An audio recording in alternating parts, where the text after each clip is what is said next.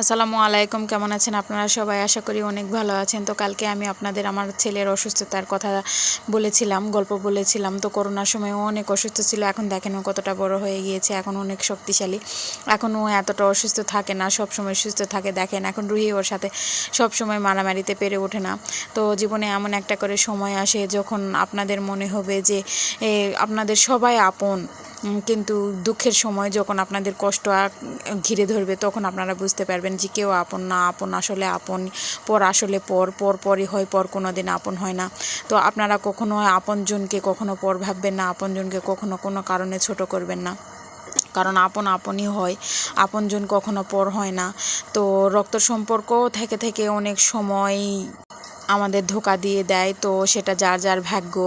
যেমন আমাদের ভাগ্যেও এরকম একটা কাহিনী আছে। তো আর একদিন আমি আপনাদের সেই কাহিনী শোনাবো। দেখেন আমার বাচ্চাটা, সেই ছোট্ট বাচ্চাটা যে হসপিটাল সব সময় ভর্তি থাকতো, 10 দিন 15 দিন পর পর ওকে নিয়ে হসপিটালে যেতে হতো।